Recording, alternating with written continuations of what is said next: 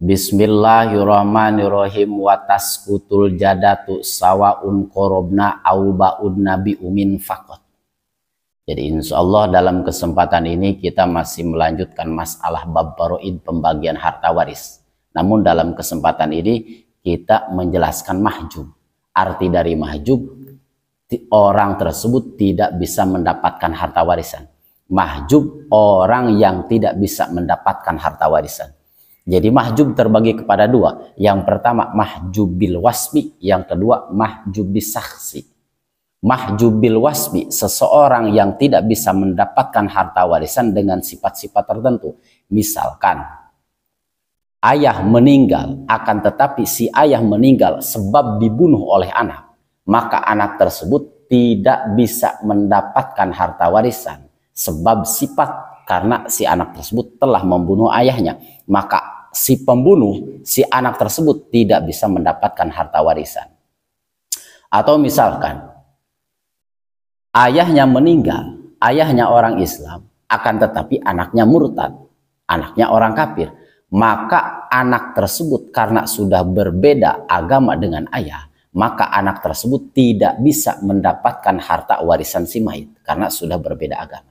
Maka konsekuensi tersebut bisa disebutkan dengan mahjub bil wasfi, seseorang yang tidak bisa mendapatkan harta warisan dengan sifat-sifat tertentu yang bisa menghalang untuk mendapatkan harta warisan. Yang kedua mahjub bisaksi. Mahjub bisaksi terbagi kepada dua, mahjub nukson, mahjub hirman. Yang namanya mahjub nukson, seseorang yang bisa mendapatkan harta warisan yang tadinya banyak menjadi sedikit. Contoh, misalkan istri bisa mendapatkan harta warisan 1/4 jika istri tersebut tidak terdapat anak dari si mayit. Jika si mayit mempunyai anak, maka istri tersebut hanya mendapatkan harta warisan 1/8. Yang tadinya 1/4 berubah jadi 1/8, yang tadinya banyak berubah menjadi sedikit, maka hal tersebut disebut dengan hijab nukson. Nah, yang terakhir mahjub hirman atau sering disebut hijab hirman.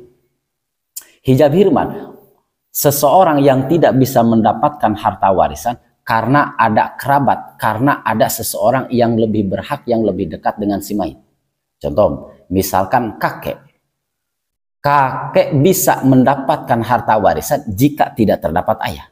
Kalau misalkan kakek masih terdapat ayah, maka kakek tersebut tidak bisa mendapatkan harta warisan. Nah, dalam konteks tersebut disebut hijab hirman. Seseorang yang tidak bisa mendapatkan harta warisan karena ada kerabat, karena ada seseorang yang lebih berhak untuk mendapatkan harta warisan tersebut. Wataskutul jadatu sawaun korobna au ba'udna. Nenek tidak bisa mendapatkan harta warisan, entah nenek yang dekat atau yang jauh, bil umi, sebab ada ibu. Jadi nenek tidak bisa mendapatkan harta warisan jika masih terdapat ibu. Nah. Atau misalkan nenek dari jalur ayah. Nenek dari jalur ayah tidak bisa mendapatkan harta warisan jika masih terdapat ayah atau masih terdapat ibu. Misalkan mayit meninggalkan ibu, meninggalkan nenek, maka nenek tersebut tidak bisa mendapatkan harta warisan karena terhalang oleh ibu. Yang kedua, mayit meninggalkan ayah, meninggalkan nenek, nenek dari jalur ayah, maka nenek dari jalur ayah tidak bisa mendapatkan harta warisan jika masih terdapat ibu atau terdapat ayah. Jadi kalau misalkan nenek dari jalur ayah lebih lemah. Jadi nenek tidak bisa mendapatkan harta warisan jika si mayit masih mempunyai ibu, jika masih ada ibu. Wataskutul ajdadu bil abi. Yang kedua, kakek tidak bisa mendapatkan harta warisan, kakek bisa gugur, tidak mendapatkan harta warisan bil abi, sebab masih terdapat ayah. Kakek kakek tidak bisa mendapatkan harta warisan jika masih terdapat ayah.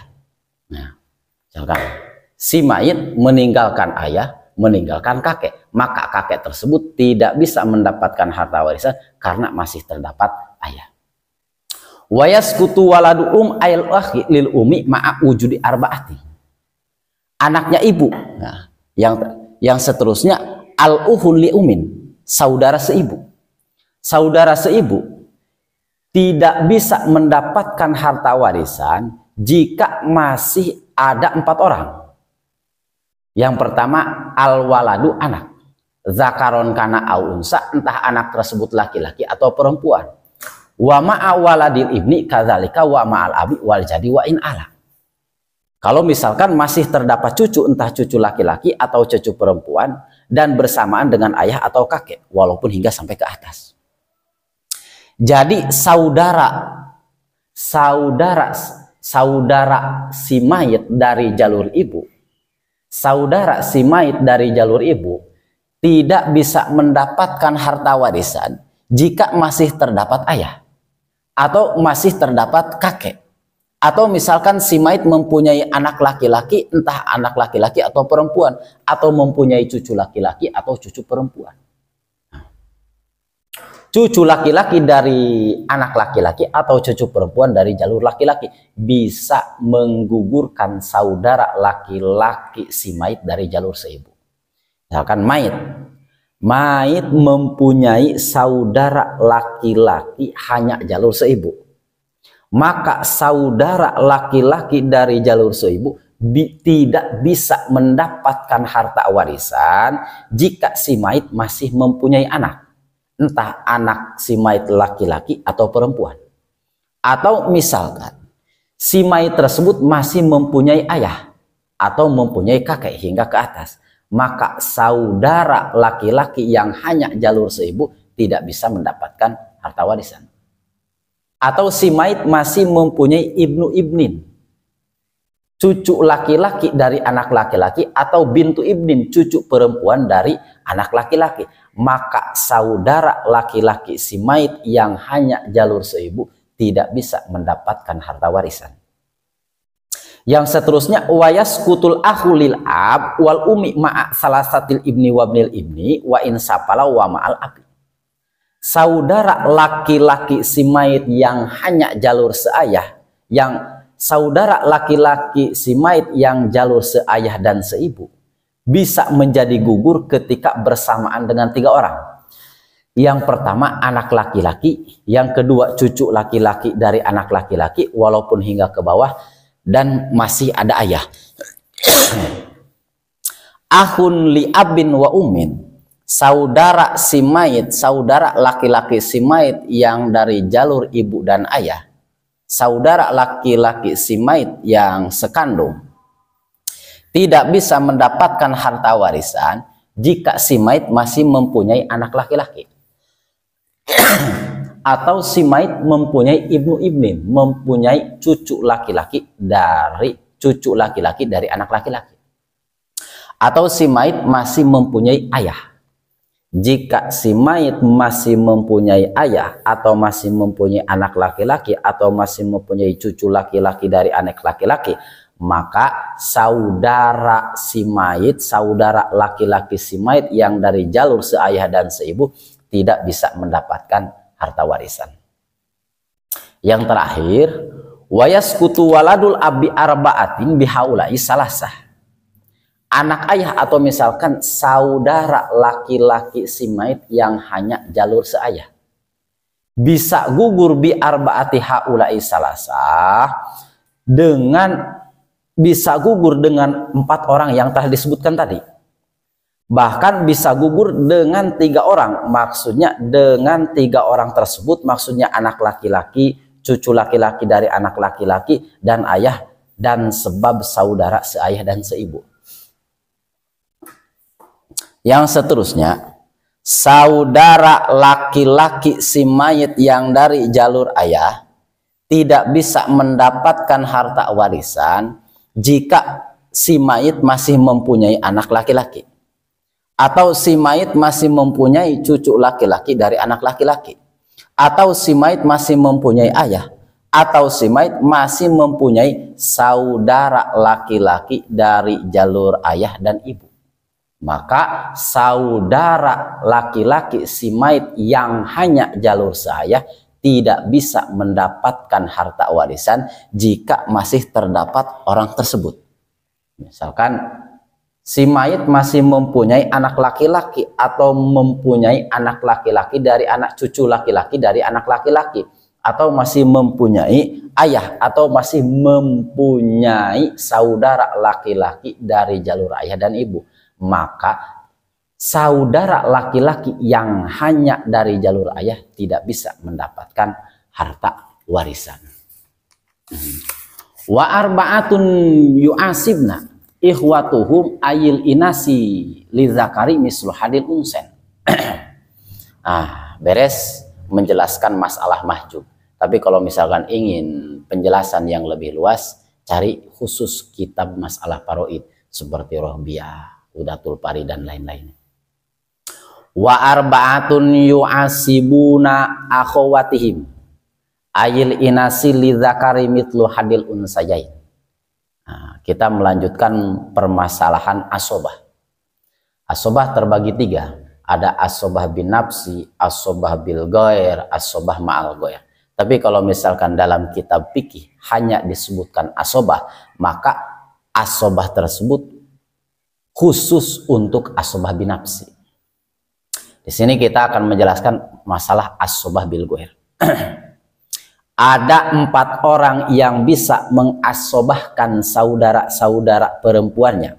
Maksudnya orang-orang perempuan bagi yang laki-laki bisa mendapatkan bagian sama dengan bagian 2 orang perempuan. Di antaranya al-ibnu wabnul ibni wal akhu minal abi wal ummu wal akhu minal abi. Yaitu anak laki-laki, cucu laki-laki dari anak laki-laki, terus saudara laki-laki seayah seibu, dan saudara laki-laki hanya jalur seayah. Maka orang-orang tersebut 4 orang yang tersebut mengasobahkan saudara-saudara perempuannya. Amal ahu minal pala yu'asibu ukhtahu ballahu masulus. Adapun saudara laki-laki yang hanya jalur seibu, saudara laki-laki yang hanya jalur seibu tidak bisa mengasobahkan saudara perempuannya. Bahkan keduanya tidak mendapatkan bagian sulus, tidak mendapatkan bagian 1/3. Yang selanjutnya asobah binafsi. Wa arba'atun yurisuna duna akhawatihim wahum al-a'ma'u wa banul a'ma wa banul akhi wa asobatul maulal mu'ti. 4 orang yang mendapatkan warisan sementara saudara perempuan mereka tidak bisa mendapatkan harta warisan. Dalam kesempatan ini disebutkan asobah binafsi. Mereka adalah paman dari jalur ayah, anak laki-lakinya paman dari jalur ayah, anak laki-lakinya saudara laki-laki, dan orang-orang yang mendapatkan asobah dari majikan yang telah memerdekakan, maulal mu'ti. Wa inna man parodu an akhwatihim li anahu asobatun warisatun wa akhwatu min dawil arham la yarisuna. Nah, wa inna man faradu, pastinya hanya mereka yang mendapatkan warisan tanpa menyertakan saudara-saudara perempuannya, karena sesungguhnya mereka adalah golongan asobah yang bisa mendapatkan harta warisan. Sedangkan saudara-saudara perempuan mereka adalah termasuk dawil arham, termasuk kerabat yang tidak bisa mendapatkan harta warisan. Nah, jadi asobah terbagi 3, asobah bin nafsi, asobah bil ghair, asobah ma'al ghair. Asobah bin nafsi, asobah bil ghair, asobah ma'al ghair. Kalau misalkan dalam dialek bahasa fikih hanya menyebutkan kata asobah, maka merujuk hanya untuk asobah binafsi. Tadi sudah menjelaskan asobah bil ghair yang pertama, dan yang kedua asobah binafsi. Tapi dalam kitab Fathul Qorib tidak dijelaskan masalah asobah ma'al ghair. Faslun fi ahkamil wasiyah wallahu a'lamu bishawab.